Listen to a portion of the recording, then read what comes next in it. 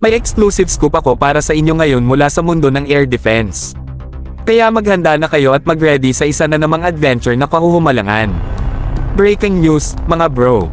Ang Spider Philippines Air Defense System ng Philippine Air Force's 960th Air and Missile Defense Group ay kamakailan lang na-deploy para sa pinakaaabangang AJEX-DAGI TPA 2023. Ramdam nyo na ba ang excitement na umuusok?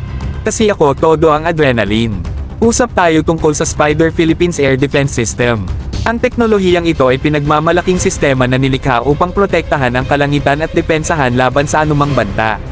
Sinasalakay ito ng mga mahuhusay na kawani ng Philippine Air Force's 960th Air and Missile Defense Group na talagang nagpapakita ng tunay na lakas at kahusayan. Ngayon, saluhan natin ang AJEX-DAGI TPA 2023. Ang AJEX ay naglalarawan sa Air Defense Joint Exercise at ang DAGI TPA ay maikling tawag sa Defense Acquisition, General Infrastructure, and Technology Pursuit Activities. Ito ang pagtitipon na nagdudulot ng mga pinakamahuhusay sa larangan ng air defense kung saan ipinapakita ang mga pinakabagong pag-unlad at estratehiya sa pagprotekta ng kalangitan. Isipin niyo mga bro, ang Spider Philippines Air Defense System, nakatayo ng buong tatag at handang protektahan ang langit sa walang kapantay na lakas at kahusayan. Parang isang sinfoniya ng teknolohiya at husay ng tao na nagtatrabaho ng magkasabay upang tiyakin ang ating kaligtasan at seguridad.